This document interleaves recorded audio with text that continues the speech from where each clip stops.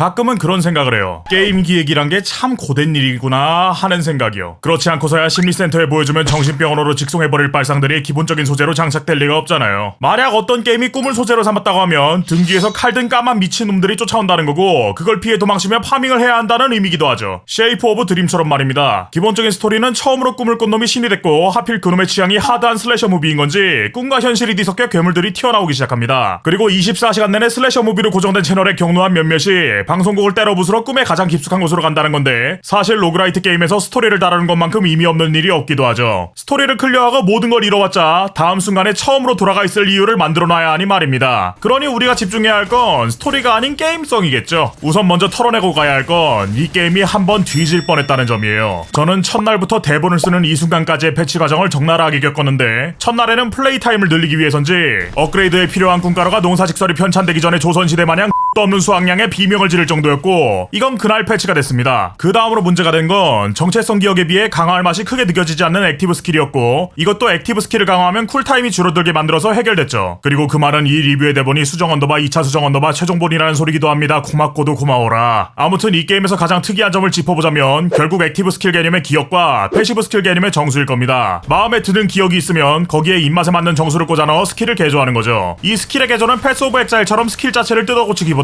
부가효과가 더해지는 정도긴 합니다. 예를 들면 어떤 기억이 비속성 데미지인 게 마음에 들지 않아서 화염 데미지로 바꾸고, 화염 데미지를 입히면 추가 데미지를 주는 정수를 같이 끼우는 식이죠. 그리고 이 방식은 꽤 즐겁습니다. 스킬들은 마음대로 업그레이드가 되니 한 스킬을 마개조해서 끝까지 끌어올릴지, 아니면 전체적으로 성장을 시킬지도 고민해볼 수 있고, 언제든지 자유롭게 교체 가능한 정수는 여러 방식을 시도해볼 수 있게 만들죠. 물론 내가 원하는 스킬이 나오지 않는 건 좀 빡치는 일이긴 합니다. 그리고 방구석에서 하루 10시간씩 게임하는 리뷰어도 하는 걸 개발사가 모를 리는 없었고, 데자뷰라는 시스템을 만들었죠. 최종 보스를 클리어하면 클리어에 사용된 기억과 정수가 기록되고, 그 스킬들을 일정량의 재화를 내고 대여하는 시스템이에요. 네, 대여. 한 번 구매하면 24시간을 사용할 수 있습니다. 이 부분은 좀 애잔하더라고요. 어떻게든 플레이 타임을 확보하고 싶어 하는 것 같아서. 솔직히 이것만 설명하면 게임의 8할은 설명이 끝난 겁니다. 이제는 굳이 매 스테이지마다 테마가 바뀌고 캐릭터별로 고유 스킬이 존재하며 그걸 업그레이드할 연구예금 요소가 있다는 걸 설명하지 않아도 대충 있는 걸 알잖아요. 하지만 한 가지 아쉬운 점은 있었어요. 스탯을 얻기가 힘들다는 점이요. 스탯의 2할은 연구예금 요소, 또 1할은 정수에서 어느 정도 챙길 수 있지만 7할 정도는 게임 내 이벤트인 강적이 드랍하는 혼돈에서만 얻을 수 있습니다. 문제는 이 강적이 어디에 있을지는 가봐야 알 수 있다는 점이고, 이 강적이 드랍하는 혼돈의 등급 또한 완벽한 랜덤이라는 점이죠. 어떨 때는 1스테이지에서 클리어에 가까운 스펙이 나와버리기도 하고, 정말 안 나올 때는 제자리를 빙글빙글 도는 느낌이 나기도 해서 답답할 때가 있더라고요. 좀 더 스탯을 얻을 수 있는 방법이 다양했다면 이런 점들이 줄어들었을 것 같네요. 결과적으로 쉐이프 오브 드림은 나름대로 할만한 게임입니다. 명작이라 부르긴 힘들지만 다음 게임을 하기 전까지는 얼마든지 할 수 있는 그런 가벼운 게임이죠. 이제 다음 게임을 준비하러 가봐야겠어요. 다음 게임이 다잉라이트라 빗물 새듯이 버그가 쏟아질 게 뻔하니까.